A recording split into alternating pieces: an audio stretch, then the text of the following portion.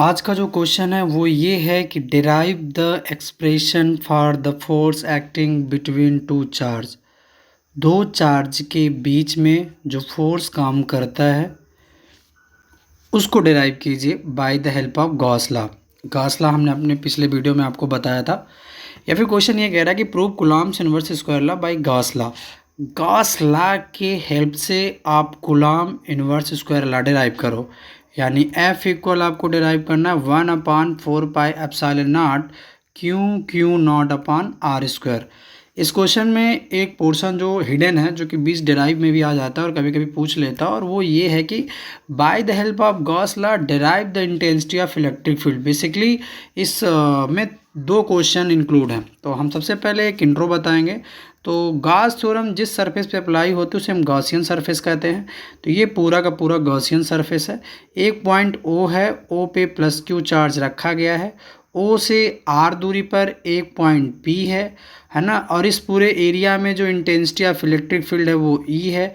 पूरा area yes है। हम एक स्मॉल पार्ट पे अपना डेरिवेशन लगाएंगे। तो स्मॉल पार्ट हम एक स्मॉल सरफेस ले लेते हैं क्योंकि कंप्लीट सरफेस यस है।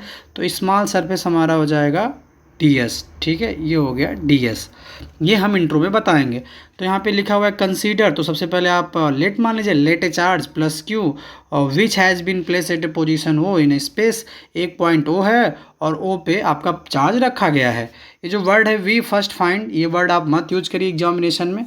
आप सीधे लिख दीजिए to find the electric field due to the +Q charge at a distance r, है ना। तो आपको पॉइंट P पे क्या निकाल, +Q चार्ज अपने चारों इलेक्ट्रिक फील्ड जनरेट करेगा। कोई भी चार्ज अपने चारों इलेक्ट्रिक फील्ड जनरेट करता है।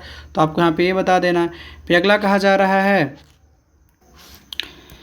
फिर चार्ज के चारों ओर क्या होगा, आउटवर्ड में चारों ओर चार्ज फैलेगा और वो इलेक्ट्रिक फील्ड जनरेट करेगा जब चार्ज फैल रहा है। तो आप एक स्फेयर ड्रा कर रहे हैं जिसकी रेडियस क्या है, r है, और वो वहाँ पे क्या है, सेंटर है। ये लाइन आप नहीं लिखेंगे तो भी चल जाएगा। आप सिर्फ इतना लिख दीजिए कि ये एक सरफेस है, गॉसियन सरफेस है। Gaussian surface will B spherical. क्यों स्फेरिकल हो रहा, क्योंकि जो चार्ज है, द इलेक्ट्रिक फील्ड जनरेट हो रहा है। और इलेक्ट्रिक फील्ड किसकी वजह से जनरेट हो रहा है, चार्ज की वजह से। The electric field due to the charge Q will be spread rapidly outward, hence a Gaussian surface will be spherical। और इस वजह से सरफेस कैसा है, स्फेरिकल है। आप इतना मेंशन कर दीजिए। यहाँ लिखा take a small surface ds। आप एक स्मॉल सरफेस ds ले रहे हैं। The electric field and the normal to the surface will be along the same direction. जो इलेक्ट्रिक फील्ड है and normal to the surface will be along the same direction, दोनों का direction क्या है, same है। तो जब डायरेक्शन सेम है तो थीटा की वैल्यू कितनी होगी, 0 डिग्री। थीटा कितना होगा, 0 डिग्री। ठीक है। फिर अभी गॉसियन सरफेस है, तो गॉसियन सरफेस बेसिकली फ्लक्स और चार्ज के बीच में रिलेशन बताता है। मैंने आपको पिछले वीडियो में बताया था, फ्लक्स और चार्ज के बीच में रिलेशन बताएगा। तो total electric flux passing through the surface of the sphere, पूरे स्फीयर में कितना इलेक्ट्रिक फ्लक्स पास हो रहा है। इलेक्ट्रिक फ्लक्स क्या होता है, किसी भी सरफेस से total number of electric field of line कितनी पास हो रही हैं। तो फाई इक्वल हो जाएगा ये इंटीग्रेशन, और इंटीग्रेशन में ये क्लोज बना मतलब पूरा सरफेस, इंटीग्रेशन ds मैग्नीट्यूड से, तो इंटीग्रेशन ds cos थीटा, और थीटा की वैल्यू कितनी है, 0। और cos 0 की वैल्यू कितनी होती है, cos 0 की वैल्यू होती है 1। तो हो जाएगा फाई इक्वल ई इंटीग्रेशन ds। ई कंप्लीट है, ई को आप बाहर ले लीजिएगा। अब पिछले वाले में मैंने आपको बताया था कि जो ds है स्मॉल पार्ट है, अगर हमें टोटल पार्ट चाहिए तो इंटीग्रेशन ds की वैल्यू की, तो surface area of sphere, surface area of sphere, ये स्मॉल एरिया था। तो सरफेस एरिया ऑफ स्फीयर का फार्मूला होता है 4πr²। ds equal total surface area चाहिए तो 4πr²। तो जहाँ पे ds है वहाँ पे आप क्या पुट कर देंगे, फाई इक्वल e4πr²। और क्वेश्चन ये कह रहा है कि गॉस थ्योरम की मदद से, तो अभी तक हमने गॉस थ्योरम यूज ही नहीं की, तो इसको मान लेंगे हम इक्वेशन फर्स्ट। फिर but by the Gauss law phi equal होता है Q/ε0, इसको मान लेंगे इक्वेशन सेकेंड। इन दोनों का एक एक साइड इक्वल है, इन दोनों का एक एक साइड क्या है, इक्वल है। फाई इक्वल है e4πr² और एक है फाई इक्वल Q/ε0। तो दोनों का एक साइड बराबर है तो दूसरा भी अपने आप क्या हो जाएगा, इक्वल। ये भी इक्वल हो जाएगा। ठीक है। अब आपने इन दोनों को आप ये फाई इधर भी है, फाई इधर भी है, दोनों का एक साइड बराबर दूसरा अपने आप बराबर हो जाएगा। तो Q upon epsilon not equal हो गया ई 4πr²। अब ये इधर इंटू हो रहा तो इधर क्या हो जाएगा, डिवाइड। आप ट्रांसपोज कर लीजिए तो ई इक्वल हो जाएगा 1/4πε0 क्यू अपान r²। यहाँ तक हो गया। अब ये इलेक्ट्रिक फील्ड का हो गया। तो अगर क्वेश्चन ये कहता है कि derive the intensity of electric field, तो आप यहाँ तक लगाएंगे, ठीक है।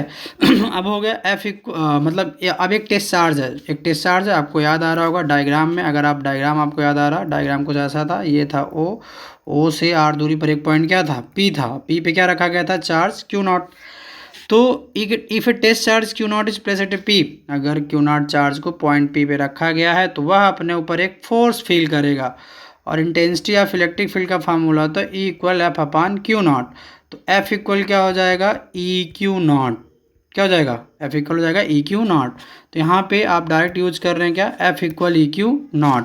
और आपको ई की वैल्यू पता है तो आप ई के जगह पे ई की वैल्यू पुट कर दीजिए।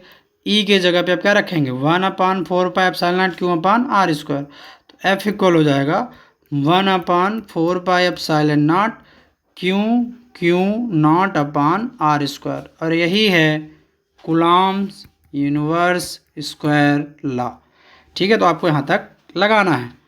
तो इस डेरिवेशन में आपने दोनों चीज़ डिराइव कर ली है, आपने इंटेंसिटी ऑफ इलेक्ट्रिक फील्ड भी ला लिया है और आपने कूलॉम्स का लॉ भी ला लिया है। एक बार मैं आपको फटाफट बता देता हूँ। सबसे पहले आप फ्लक्स का फार्मूला यूज़ करेंगे, इलेक्ट्रिक फ्लक्स का फार्मूला यूज़ करेंगे। फिर आप इलेक्ट्रिक, क्योंकि डायरेक्शन सेम है, इंटेंसिटी ऑफ इलेक्ट्रिक फील्ड और जो नॉर्मल है सरफेस वो सेम डायरेक्शन पे काम कर रहे हैं, तो थीटा की वैल्यू 0 होगी। क्योंकि फ्लक्स के फार्मूले में आता है कॉस थीटा, तो जो ई की वैल्यू आती है वो हो जाएगी, कॉस 0 की वैल्यू कितनी होती है, कॉस 0 की वैल्यू 1 होती है। तो आपके पास क्या बचेगा, phi equal E D S, और डी एस की वैल्यू कितनी होती है 4πr²। आप रख देंगे तो यहाँ से आप ई की वैल्यू निकाल लेंगे। ई की वैल्यू निकालने के बाद आप गॉस थ्योरम यूज करेंगे और गॉस थ्योरम निकालने के बाद आपका आ जाएगा।